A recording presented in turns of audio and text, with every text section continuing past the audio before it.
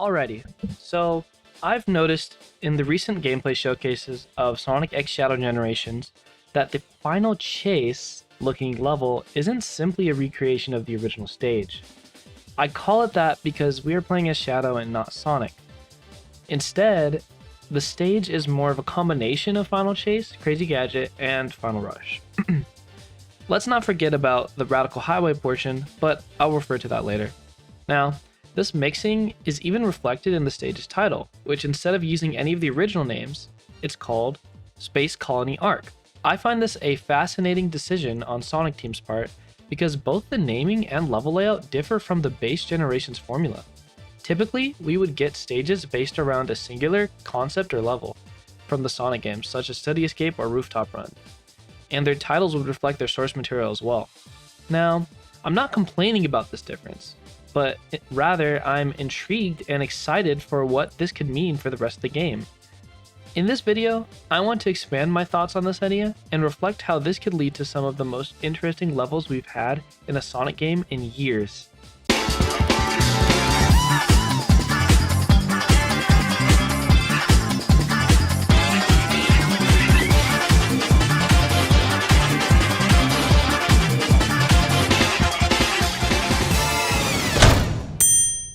Hello! What's up everyone? McZeTKB here today, and I hope you guys enjoyed the video. Don't forget to like and subscribe if you guys enjoy it. Alrighty, so first things first.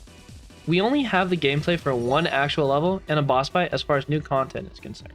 But we also have heard that in the BioLizard boss fight, there will be some portion of the level beforehand that will teach us how to use the newly titled Doom Spears, which for those of you who are wondering, apparently the Doom Spears are a new version of Shadow's Chaos Spears that we are all used to. The difference being these new ones are shot out in clusters rather than just a single blast, which is neat to me. But honestly, I think the name change is a bit unnecessary. By the way, if what I just said is cap, please someone kill me in the comments. This is just what I've heard based on doing research on the game.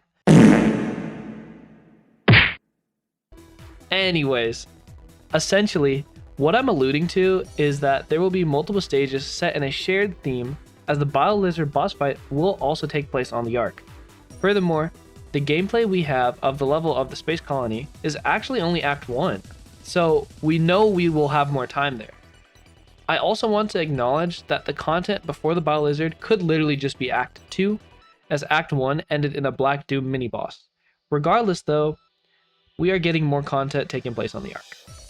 Next, I want to talk about what this sort of mixing bowl style for level design could mean for the rest of the campaign. So my immediate thoughts lead me to wonder if we're going to end up getting some level design that is inspired from the stages of Shadow the Hedgehog, which took place on the Ark, such as Cosmic Fall or Space Gadget. Now, as someone who has never completed that game, I can't really say anything in regards to their level design potential, but instead, I want to use this idea of creating levels clearly set in the same location as inspiration for new ones to explain what I think is going to generally happen in this portion of the game. Also, before anyone explodes, I want to mention that Base Generations actually does have a level like this already in it, which would be Seaside Hill, which instead of just being based on the stage name Seaside Hill, it's based on both Seaside Hill and Ocean Palace from Sonic Heroes. Now, getting back to my point, I think utilizing multiple games levels set in the same place as inspiration for these new ones greatly benefits the nuance when playing them. For instance, rather than simply playing through a recreation of Kingdom Valley from Shadow's story on Sonic 06, wouldn't it be a missed opportunity to not include the Waterfall Mach Speed section from Sonic's version of the level just because we're playing as Shadow? I honestly think mixing these ideas can provide a new experience, while still keeping some familiarity for those who have played the original games. I also just kind of like the idea of time being extremely warped and allowing for stuff that even Shadow wouldn't remember in these stages to appear. I genuinely think this idea, in its base form, is a better depiction of how the Sonic Generations concept would look like in its levels. Alright, let's move on. Let's take a look back at Radical Highway before you guys start screaming at me in the comments, because I'm clearly ignoring something. So, it seems I left out an issue when discussing my main idea. But, actually, This discrepancy excites me because I believe Radical Highway, but more accurately described as a combination of Radical Highway and Westopolis, opens the floodgates to the possibilities of stage representation in this game. Now, I understand that Radical Highway breaks my theming idea a little bit, but instead, I think this allows Sonic Team a little more leeway when it comes to including all the parts of Shadow's story that they want to. Also, I think we can actually see how there is some organization involved here. Essentially, what I think is the rule when it comes to this possible, let's call these edge case themes, is that they have to take place in the same game that the rest of the inspired levels take place in. So, in Radical Highway's case, this would be the fact that the other stages of inspiration are from Sonic Adventure 2. Now, you might counter me with the thought of, well, didn't you say that portion of the level is also inspired by Westopolis? And you'd be right. The thing is, though, I think we really do have to acknowledge the fact that all of the marketing as far as interviews are concerned seem to refer to this section of the level as just Radical Highway. Now, keep in mind, I totally am also bothered by these claims, because to me, when I see that red sky aesthetic with the clouds, it just makes me think of Westopolis. But nonetheless, besides that little detail, and also the moments where shadows falling from the sky in this portion of the level, there really isn't anything else resembling the stage. In addition, there still might be a chance for the actual Westopolis to show up somewhere in this game. So if we can accept my idea of edge case themes being from the same game as a level's overall inspiration, and if I'm correct about Act 2 of the Space Colony arc being more so based off the arc stages from Shadow the Hedgehog, then Westopolis could easily show up here. But honestly, guys, I really don't see this happening, because why do we need Westopolis when there are plenty of other stages from Shadow the Hedgehog that I think people want to see? And some people probably would argue these other stages are more important to Shadow's overall story. Alrighty. Now that we have my two base ideas explained, I want to get into some theory time. What stages do I think will be in this game, and do I have any justification for them?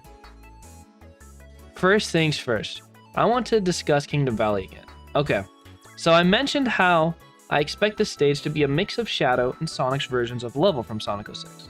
But I also think it will include an edge case theme, this being either Flame Core or Dusty Desert. I believe this simply because the main boss character I expect to see in this Sonic 06 portion of the game is Mephiles the Dark.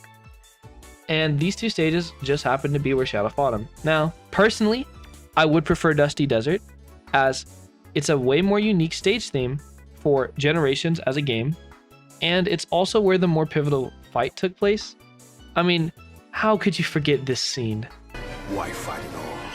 Why risk your life for those who will persecute you later? If the world chooses to become my enemy, I will fight like I always have.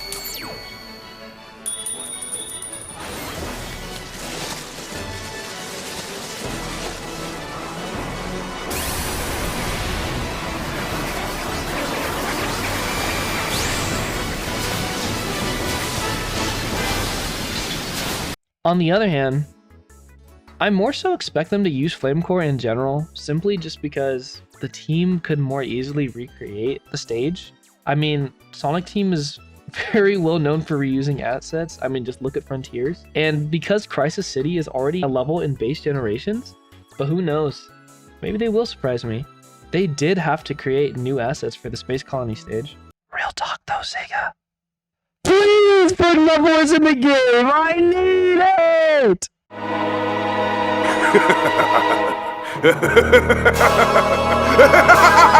No. Alright, let's continue to my next prediction.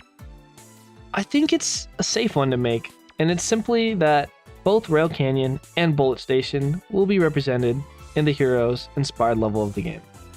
So we've already seen the stage in the trailer. I think it was the second trailer that came out, and some people have debated which level it's based on, but continuing my thoughts, I very much expect to see both of these stages represented. Furthermore, if I was to say what boss I expect to see in this Heroes part of the game probably have to either be Metal Sonic or a Shadow Android. Metal Sonic is a pretty obvious choice due to him just being the central antagonist of Sonic Heroes. But in all honesty, I think because they chose Row Canyon / Bullet Station, I think this leans us to go more so into the Shadow Android route, because that's the stage where Shadow found the first Shadow Android, I believe, in that game. Maybe I have my timeline mixed up a little bit, but either way, he found a Shadow Android there. Also, let's just be honest, Metal Sonic is more directly tied to Sonic. And not to mention, we also already have a Metal Sonic fight in the base game. Although, don't get me wrong, I would not hate to have a chance to see a modern day rendition of Neo Metal Sonic. That would be so sick. If I was to choose an edge case theme though here, it'd probably have to be either Egg Fleet in Final Fortress, just for the story significance, with Shadow finding all of the Shadow Androids and questioning his identity, or alternatively, they could go with Frog Forest and Lost Jungle from Heroes. This would be cool because this could lead us to a Sonic boss fight that is different from the one in base generations.